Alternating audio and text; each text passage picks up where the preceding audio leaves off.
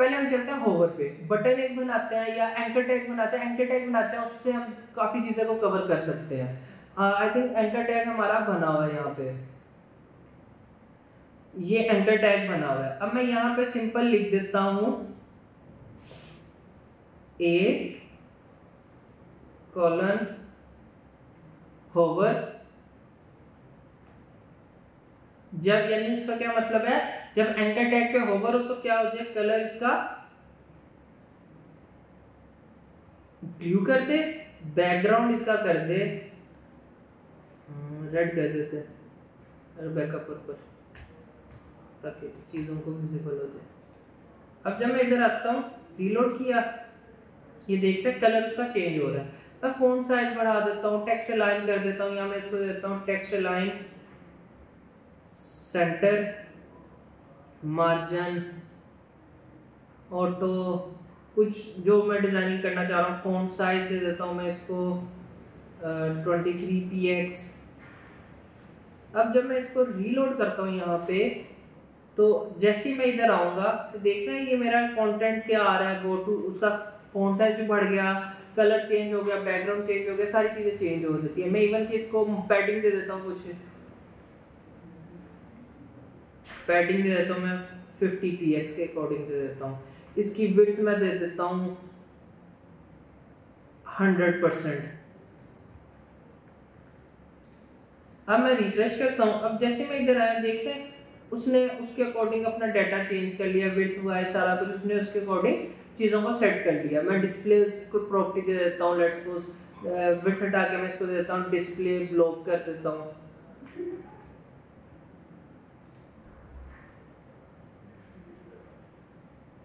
ये देख, ये चीजें जब डिस्प्ले ब्लॉक हुआ उसने पूरी विड्थ ले ली सारी।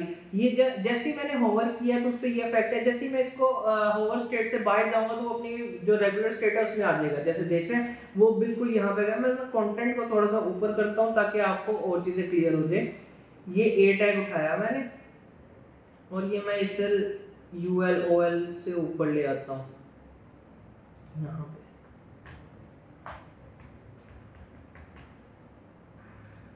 अब देख रहे हैं ये हमारा जो टैग है ऊपर आ गया। इसको थोड़ा सा और ना मैं सेंटर टैग दे देते हैं। सेंटर टैग हमने पढ़ा था ना, सेंटर टैग क्या करता था कि हमारा जितना भी डाटा होता था सेंटर टैग के अंदर जो कुछ आता था उसको सेंटर अलाइन कर देता था। तो मैं सेंटर टैग यूज करता हूँ और उसके अंदर ए टैग दे देता हूँ।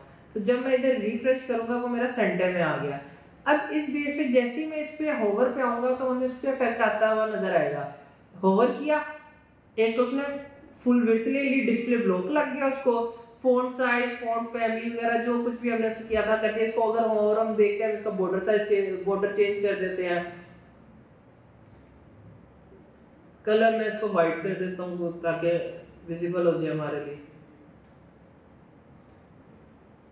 ठीक है, फिर मैं दे देता हूँ टेक्स्ट डेकोरेशन, डबल कर दी। बॉर्डर मैं इसको दे देता हूँ कोई बॉर्डर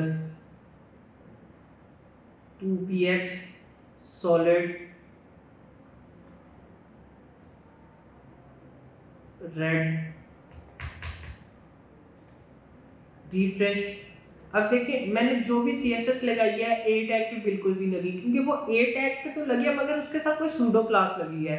जैसे इसमें सूडो क्लास इंप्लीमेंट होगी तो इस पे इफेक्ट आएगा। जैसे कि मैंने अब जैसे ही इस पे आया हूँ, आप देख रहे हैं कलर उसका व्हाइट हो गया, टेक्स्ट डेकोरेशन जो थी वो चेंज हो गई, बॉर्डर उसका चेंज हो गया, बॉर्डर लग गया, बैकग्राउंड कलर लग गया, सारी चीजें का भी होवर पे हुई। ये बेसिकली होवर क्लास क्या करती है, जब भी हम किसी एलिमेंट पे होवर करेंगे तो वो उसके जो हमने स्पेसिफिक डिजाइनिंग दी है वो उस पर इंप्लीमेंट होगी और उसका डिजाइन उसके अकॉर्डिंग लग जाएगा।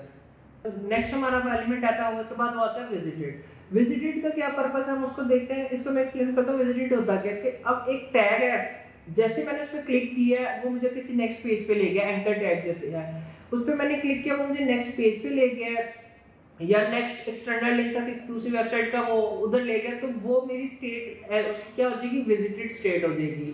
तो जब मैं दोबारा उस पेज पे आऊंगा तो उसकी स्टेट क्या रहेगी, विजिटेड के इस बटन पे या इस लिंक पे मैं एक दफा विजिट कर चुका हूँ। तो उसको डिफरेंशिएट करने के लिए, उसका डिजाइन चेंज करने के लिए वो हम क्या करते हैं, विजिटेड प्रॉपर्टी यूज करते हैं या विजिटेड क्लास यूज करते हैं।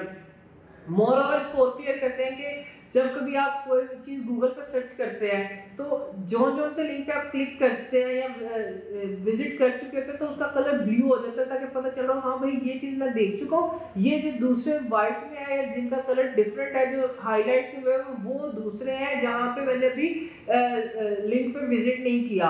जो ये विजिटेड और अनविजिटेड का डिफरेंस है वो ये बेसिकली कहाँ से पता चल रहा होता है, विजिटेड क्लास से। अब अपने वेबसाइट पे भी हमने अगर यही चीज़ करनी है कि मेरे पास कोई 4-5 लिंक है, मुझे पता चले कि भाई कौन सा लिंक है जो मैं विजिट कर चुका और कौन सा लिंक है जो मैं विजिट नहीं कर चुका, तो उसके लिए हम क्या करते हैं, हम विजिटेड क्लास यूज करते हैं, विजिटेड सूडो क्लास यूज करते हैं। और उसको इम्प्लीमेंट किस तरह करते हैं हम अभी वो आगे आके देखते हैं।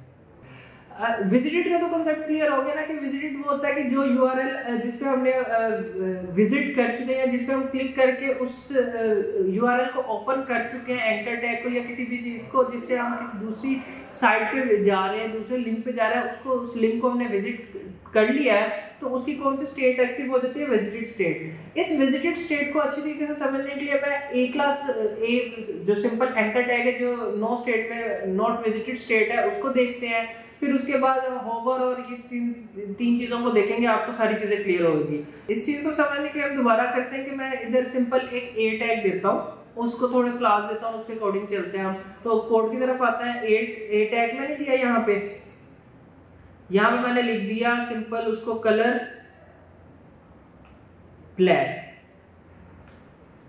सेव किया और यहाँ पे आके करते हैं रीलोड। हमारा ये साइड रीलोड, अब देखो जब मैंने रीलोड किया उसका कलर ब्लैक हो गया, होवर पे उसका कलर वगैरह चेंज हो रहा है। मैं फॉन्ट साइज भी थोड़ा बढ़ा दूं ताकि हमारे लिए इजी हो चीज़ों को समझने में। फॉन्ट साइज में दे देता हूँ इसको 18px, और जब मैं यहाँ पे आके रीलोड करता हूँ तो मेरा जो नॉर्मल स्टेट है, जब एक एंकर टैग किसी भी स्टेट में ना विजिटेड स्टेट है, ना होवर स्टेट है, ना एक्टिव स्टेट है, तो उसका क्या कलर आ रहा है आप देख रहे हैं, ब्लैक कलर और फॉन्ट साइज कोई 18px। अब मैं यहीं पे ना लिख देता हूँ a: विजिटेड। मैं कहता हूँ यहाँ पे फॉन्ट साइज आ जाए उसका 20px, कलर आ जाए उसका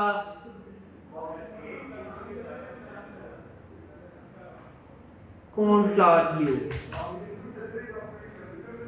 रिफ्रेश किया, अब जैसे मैं इस पे विजिट कर रहा हूँ और बैक आता हूँ तो देख रहे हैं वो मेरा, जब मैं उस पेज को पहले विजिट कर चुका हुआ था, जिस वजह से वो मुझे क्या कह रहा है कि ये विजिटेड स्टेट है, और इस वजह से उसको उसने ब्लू कलर दे दिया।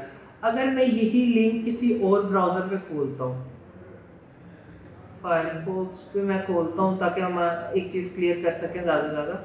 अब देख रहे हैं यहाँ पे ज़्यादा क्लियर हो जाएगा। अब कोड भी देखते हैं और इसको भी देखते हैं। मैंने ब्राउजर जो हमारी जितनी भी ये स्टेट होती है, सूडो क्लासेस की जो स्टेट्स होती हैं, ये हमारे ब्राउजर लेवल पे सेट हो रही होती हैं। मैं क्रोम से फायरफॉक्स पे या ब्राउजर स्विच करने का मकसद ये था कि हम इस चीज़ को ज़्यादा अच्छी तरीके से समझ सकें। जब मैं बार बार उधर एक विजिटेड स्टेट से पहले मैं उस लिंक को विजिट कर चुका हुआ था, जिस वजह से उसने ब्राउजर में अपनी जो स्टेट रख ली थी विजिटेड, तो जब मैं कलर चेंज करता था तो उसको विजिटेड ही लग रही थी, बाय डिफॉल्ट डाल के उसको जो डिफॉल्ट है वो लग रही थी। अब जब मैं वही पेज, वही स्क्रीन या वही यूआरएल जब मैंने अपने दूसरे ब्राउजर में खोला है, तो उधर जो स्टेट थी अभी उसकी विजिटेड स्टेट ट्रू नहीं हुई थी, यानी वो डिफॉल्ट स्टेट्स पे था।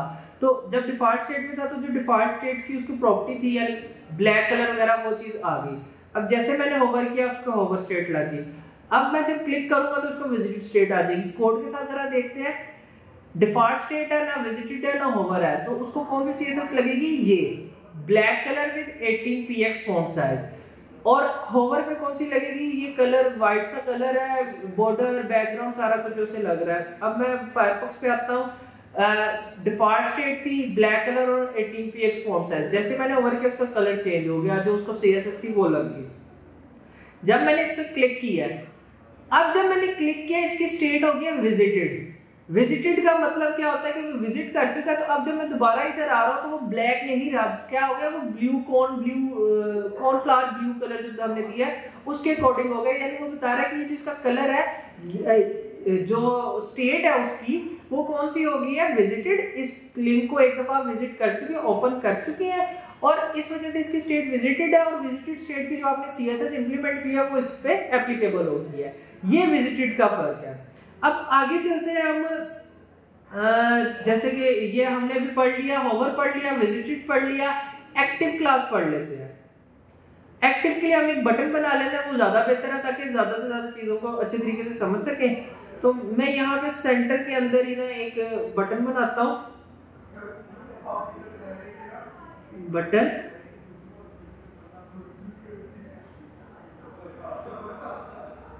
अंडरस्टैंडिंग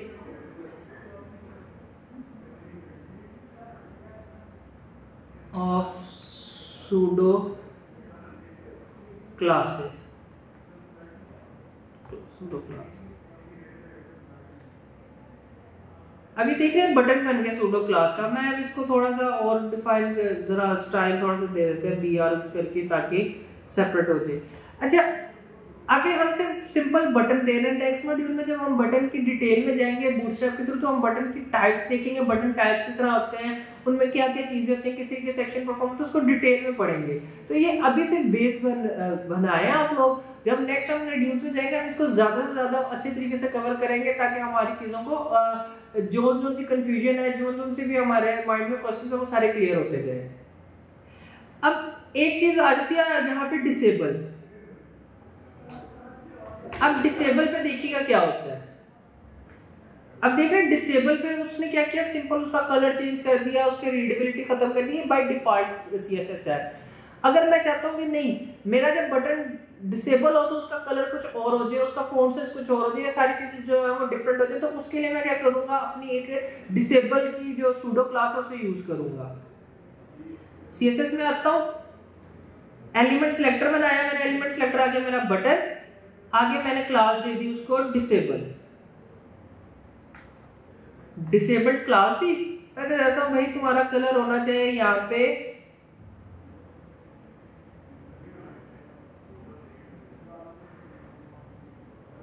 कोई सा क्रिम्सन कलर कर दो इसको, और बैकग्राउंड तुम्हारा होना चाहिए black.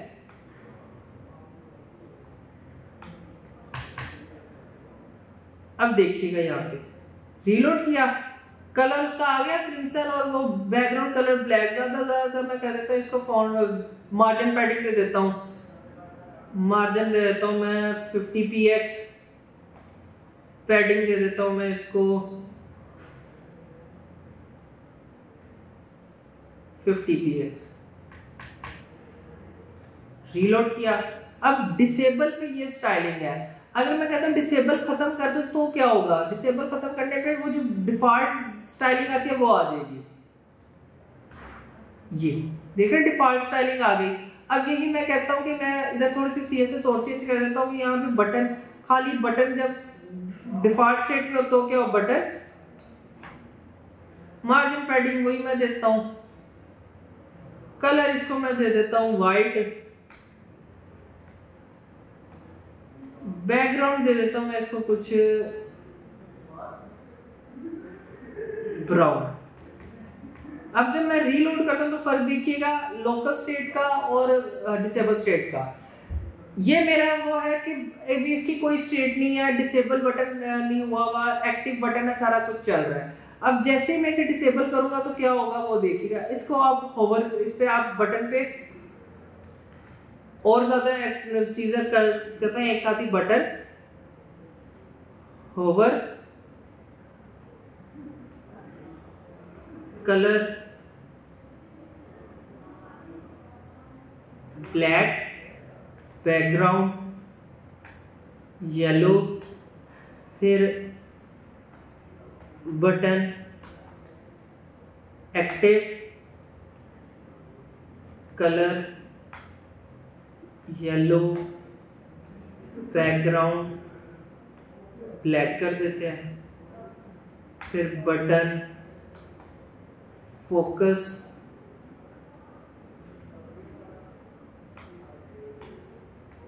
Colour violet, background colour दे देते हैं हम इसको, फिर रिव्यू करते हैं। अब हम इन चीजों को देखते हैं। रिफ्रेश किया, ये हमारी थी डिफॉल्ट स्टेट। जैसे ही मैंने इस पे होवर किया तो मेरा क्या हो गया, बैकग्राउंड कलर येलो और कलर उसका ब्लैक। ये मैंने क्लिक किया है, ये होगी एक्टिव स्टेट। एक्टिव स्टेट में उसका कलर क्या हो गया, सारा वो जो डिफरेंट कलर था वो चीजें आ जाती है ये। अब मैं इधर आता हूँ कोड की तरफ। एक्टिव में येलो बैकग्राउंड, ब्लैक बैकग्राउंड और येलो कलर आ रहा है सारा कुछ ना। तो ये एक चीज देखते, रिफ्रेश करते हैं दोबारा और इसको देखते हैं। ये मैंने रिफ्रेश किया, होवर, ये जब मैंने इस पर क्लिक किया ये फोकस है, ये अभी तक फोकस है जब तक मैं इससे बाहर आके क्लिक नहीं करूंगा। फोकस का मतलब समझे, जब मैंने इसको रीलोड किया, इस पे मैंने आके क्लिक कर दिया, मैंने क्लिक कर दिया, इसका मतलब है मेरा फोकस किधर है, बटन पे है। और जैसे मैं बटन को छोड़ के बाहर आके क्लिक करूंगा, मैं ये बटन से फोकस आउट हो गया हूँ। तो जब मैं इस बटन के फोकस पे आऊंगा तब उसके कलर प्रॉपर्टी वगैरह जो मैंने लगाई वो इंप्लीमेंट होगी, और जैसे ही मैं उसे फोकस आउट होगा वो अपनी नॉर्मल स्टेट में आ जाएगा। इसी तरीके से होवर पे जैसे येलो बैकग्राउंड और ब्लैक कलर दिया हुआ है वो उसे इंप्लीमेंट हो रहा है। सूडो क्लासेस के बारे में हमने पढ़ा कि कौन कौन सी सूडो क्लासेस होती हैं। एक हमारी होती है होवर होती है, दूसरी हमारी आ गई क्या नाम है, फोकस आ गई, फिर आ गई हमारे पास विजिटेड आ गई। विजिटेड के बाद डिसेबल देख ली हमने। ये कुछ देखिए इनको का पर्पस क्या है, किस लिए यूज की जाती हैं और किस तरीके से यूज की जाती है, सारा कुछ देखा। इसके बाद हम कुछ देखते हैं अपनी प्रॉपर्टीज, जैसे कि फर्स्ट चाइल्ड एक आती है। फर्स्ट चाइल्ड का क्या मतलब होता है कि अब इसको समझाता हूँ मैं। जैसे मैंने एक डिव बनाया होगा, उसके अंदर मेरे 2 पी टैग है यूज हो रहा है, या मेरे पी टैग के अलावा दूसरे भी यूज हो रहा है, उसके अंदर मल्टीपल चाइल्ड है। तो उस डिव को मैं जब फर्स्ट चाइल्ड दूंगा तो जो मेरी क्लास होगी वो फर्स्ट चाइल्ड पे इंप्लीमेंट हो जाएगी। मिसाल के तौर पे कोड देखते हैं पहले हम। ये मेरा डिव है, उसके अंदर 2 मेरे पी टैग है, मैं 2 की बजाय इसको ज्यादा कर लेता हूँ, 3 मेरे पी टैग है, ठीक है।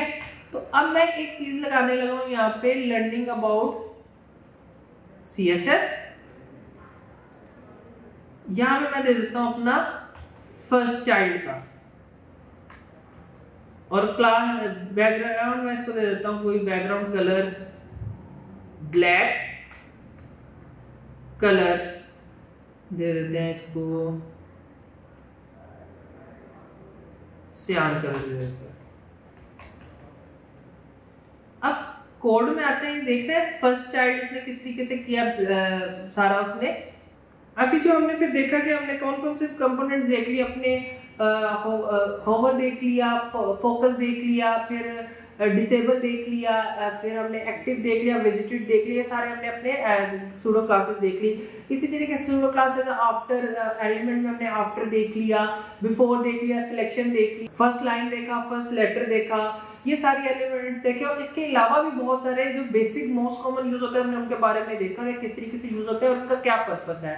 इसी तरीके से हम फर्दर आगे चलते हैं अपने यूनिट्स के बारे में कि यूनिट्स क्या होते हैं, और यूनिट्स का जिस तरह मैंने कहा था हम यूनिट्स के बारे में देखेंगे, तो हम जो मोस्ट कॉमन यूज होने वाले हैं उनके बारे में देखते हैं। एक यूनिट आ जाता है हमारा px।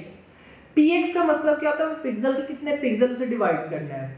पॉइंट्स दूसरा आता है pt वो पिक्सल तो हम बहुत ज्यादा यूज करते रहे, इस वजह से उसको ज्यादा और एक्सप्लेन नहीं कर रहा। जो समझने वाली चीज है हम उसकी तरफ आते हैं।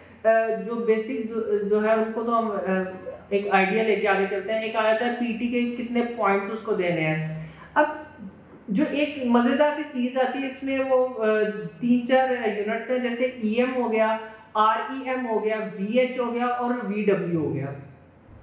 EM को देखते हैं, EM बेसिकली होता क्या, EM को यूज किस तरीके से किया जाता है, और EM के बाद हमारा जो वो है REM, इनको क्यों यूज किया जाता है, इसका साइज में और उसके साइज में किस तरीके से इंप्लीमेंट होते हैं, इनको देखते हैं। तो पहले एक चीज देख लेता हूँ मैं कि px होता था वो सिंपल पिक्सल के अकॉर्डिंग उसको ना साइज असाइन कर देता था कि यार ये इतने पिक्सल है और इसके अकॉर्डिंग उसको साइज मिल जाए। लेकिन जब EM और REM में आता है उसमें थोड़ा सा डिफरेंट है। EM और REM अपने पेरेंट एलिमेंट के अकॉर्डिंग साइज डिफाइन करता है। VH और जो VW है वो भी अपने पेरेंट एलिमेंट्स यानी पेरेंट जो एलिमेंट है उसके अकॉर्डिंग साइज को डिफाइन करता है। किस बेस पे साइज डिफाइन करता है और किस तरीके से करता है उसको भी देखते हैं। आया हम उसकी तरफ चलते हैं। पहले एग्जांपल के तौर पे कोड की तरफ आते हैं। एग्जांपल के तौर पे मैं यहाँ पे एक लर्निंग अबाउट CSS, इसका मैंने फॉन्ट साइज दे दिया 27p। मेरी ये क्लास है माय हेडिंग,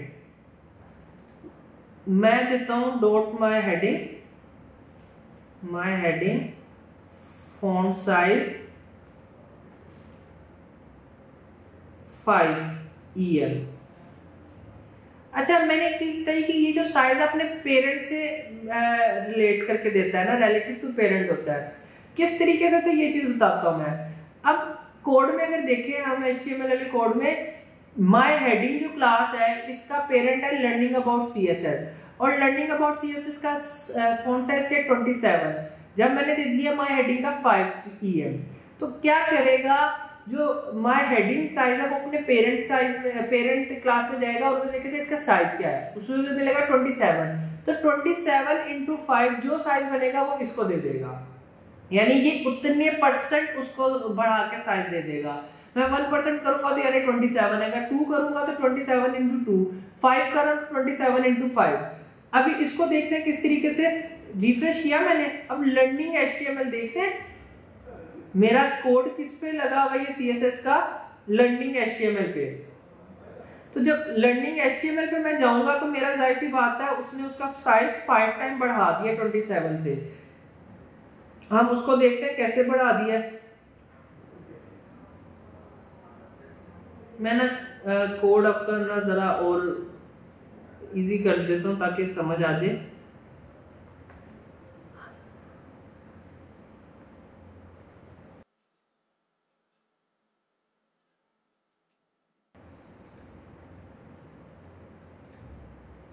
अच्छा, अब ये देख रहे हैं मेरा जो साइज था पूरे डिफ का, डिफ पे जो मैंने साइज दिया हुआ, जो डिफ पे कौन सी क्लास लगी, लर्निंग अबाउट CSS।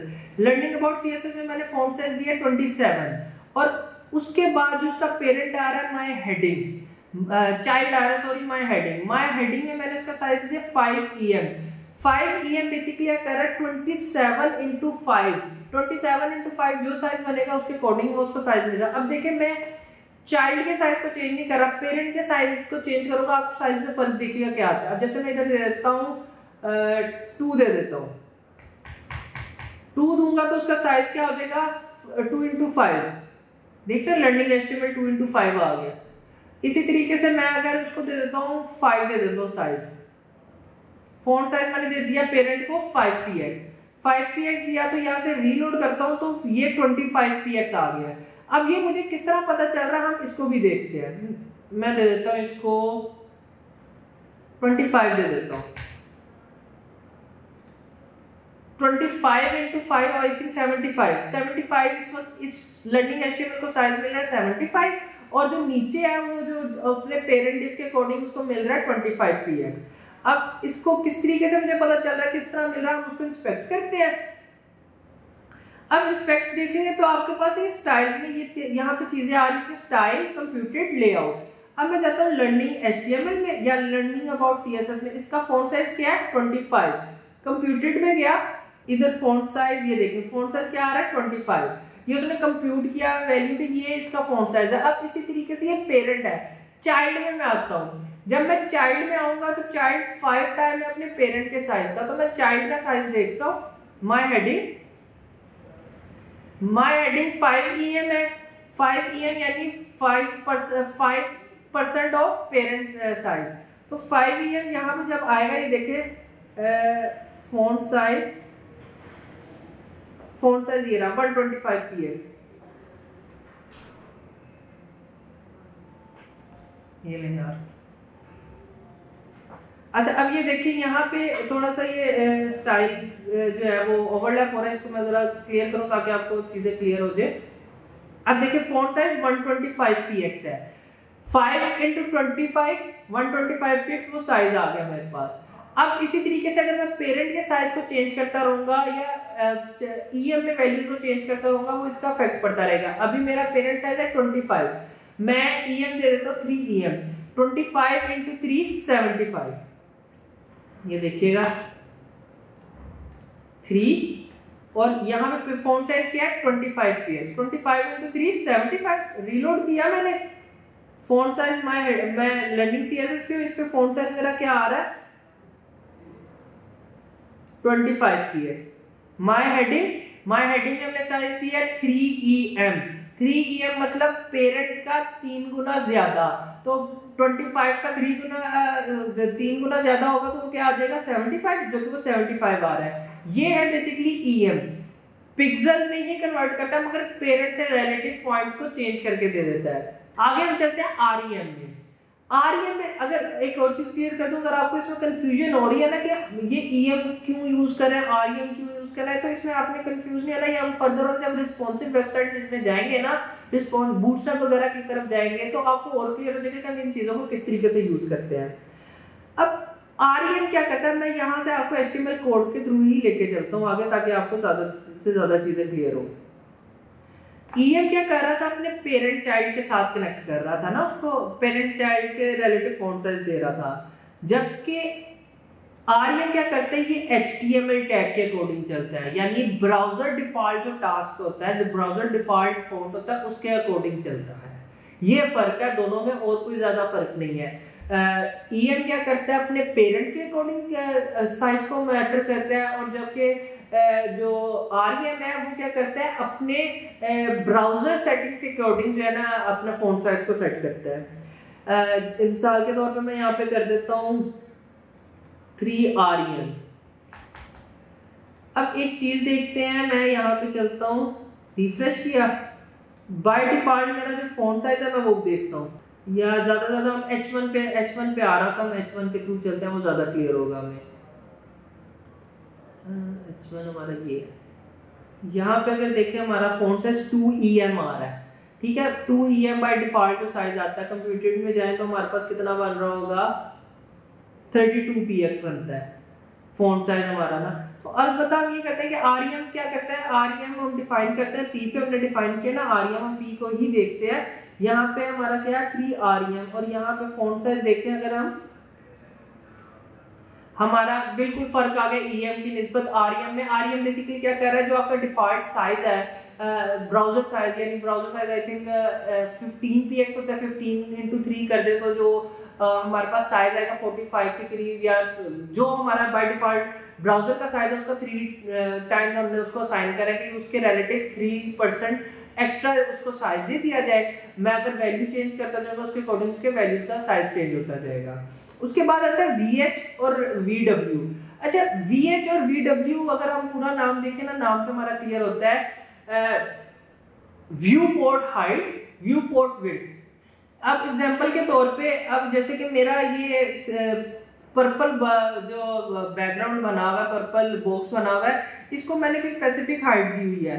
मैं हाइट यहाँ से खत्म कर देता हूँ, मैंने हाइट का दी है, यहाँ पे हाइट नहीं दी हुई, मार्जिन वगैरह दिया हुआ है, मगर मैं चाह रहा हूँ कि ये जो बॉक्स है मेरा फुल स्क्रीन पे आए। तो उसके लिए मुझे तो या तो करना पड़ेगा, उसको हाइट देनी पड़ेगी 800px 900px, मगर मुझे नहीं पता वो कहाँ तक जाता है, स्मॉल स्क्रीन पे किस तरह होगा सारा कुछ। तो अगर मैं उसे 100% हाइट देना चाह रहा हूँ तो मैं सिंपल उस पर ना एक चीज करूँ, हाइट 100VH। अब देख रहे हैं जैसे मैंने 100VH किया तो मेरा जो ब्राउजर था जैसे ओपन हुआ था, उस ब्राउजर पे जो मेरी स्क्रीन थी उसके अकॉर्डिंग उसने साइज ले लिया, और स्क्रॉल लगे क्योंकि उसके नीचे कंटेंट था उसमें चला गया, उसने मेरा जो ब्राउजर स्क्रीन थी, जो मेरे लैपटॉप की स्क्रीन थी, उसका जो साइज था जो मुझे शो हो रहा था, लेट्स सपोज मेरा साइज है 500px हाइट है, तो और एक लैपटॉप की जो स्क्रीन है ना हाइट है वो 800px है। तो जब ये साइड जहाँ पे जिस पे मैंने डिप पे लगा दिया 100VH, तो जैसे ही मैं इसको अपने 500px हाइट वाले लैपटॉप पे ऑन करूंगा तो उसका जो ये डिप होगा इसकी हाइट हो जाएगी 500, क्योंकि उसे कह दिया गया जो स्क्रीन तुम्हारे मुझे मिल रही है ब्राउजर की, इसकी 100% लेना है। 500 ऑफ 100% क्या होगा, 500 का 100% 500 ही होगा। इसी तरीके से 800 स्क्रीन पे जाते हैं तो वो उससे कंप्यूट करेगा 100VH के व्यू पोर्ट हाइट जो है, जो हमारा व्यू पोर्ट बना हुआ है, जो व्यू एरिया बना हुआ है, यानी LCD स्क्रीन जो बनी है लैपटॉप की, इसकी जो हाइट है वो 100% ले और उठा के इस डिप को दे दे, तो 100% हाइट जितनी भी स्क्रीन की बन रही थी वो इसको मिल जाएगी। सेम सिनेरियो व्यू W में व्यू पोर्ट विड्थ का, कि अब लेट्स सपोज यहाँ पे 100% विड्थ मिली हुई है, मैं अगर उसको 50% कर दूंगा विड्थ को, तो वो उसके अकॉर्डिंग 50% विड्थ ले लेगा, विड्थ 50VW सॉरी। तो वो क्या कर रहा है कि हाइट जितनी भी है मेरी, यानी विड्थ जितनी भी है मेरी, उसकी 50% विड्थ ले ले व्यू पोर्ट की। LCD या आप जैसे कि मेरी ये जो इसकी विड्थ है 5 समझ लेंगे 700 है, मैं बड़ी स्क्रीन पे करता हूँ उस पर 1100 आ जाती है, तो जब मैं अपनी स्क्रीन पे करूंगा, ओपन करूंगा ना इसको 700 वाली स्क्रीन पे, तो इसका जो साइज होगा वो 350 होगा। जब 1100 पे जाऊंगा तो इसका 650 हो जाएगा। यानी वो ऑटोमेटिकली एडजस्ट करती है। ये जो यूनिट्स है बेसिकली ये रिस्पॉन्सिवनेस को हैंडल करने के लिए, रिस्पॉन्सिव वेबसाइट बनाने के लिए यूज किए जाते हैं। जब हम अपना नेक्स्ट मॉड्यूल शुरू करेंगे रिस्पॉन्सिवनेस के रिलेटेड, बूटस्ट्रैप वगैरह की तरफ जाएंगे, तो उसमें ये चीजें और क्लियर हो जाएंगी। अभी सिर्फ जो मकसद था इन चीजों को बताने का वो यही था कि हमारे पॉइंट्स क्लियर होते रहे। ये लेक्चर को इधर ही वाइंड अप करते हैं, फिर नेक्स्ट लेक्चर में हम मीडिया क्यूरीज के बारे में पढ़ेंगे, उसके आगे फर्दर हम चलेंगे। तो इस लेक्चर में जो हमने पढ़ा वो एक दफा रिवाइज कर लेंगे। हमने सूडो एलिमेंट्स पढ़े, सूडो क्लासेस पढ़ी, और हमने ये पढ़ा कि हमारे कुछ यूनिट्स थे जो बेसिक जो रिस्पॉन्सिव वेबसाइट बनाने के लिए यूज किए जाते हैं, उनके बारे में देखा। तो अभी के लिए जो अगर आपको कोई कंफ्यूजन है या कोई चीज बहुत समझ नहीं आई, आप उसे कमेंट बॉक्स में मेंशन करें, हम उसका अकॉर्डिंग आपको आंसर करके आपकी क्यूरीज दूर करेंगे। और अगर यूनिट्स में भी थोड़ी कंफ्यूजन है तो उसे उस पर परेशान नहीं होना, हम उसको फर्दर हम जब थर्ड मॉड्यूल पे जाएंगे इसको फर्दर डिटेल में करेंगे, तो आपकी ये सारी जो क्यूरीज होंगी सारा कुछ कंप्लीट होता जाएगा। अभी के लिए हम इधर लेक्चर वाइंड अप करते हैं, और नेक्स्ट लेक्चर में हम मीडिया क्यूरीज की तरफ फॉरवर्ड करेंगे, उनको पढ़ेंगे और अपने सेकंड मॉड्यूल को क्लोज करेंगे। अल्लाह हाफिज।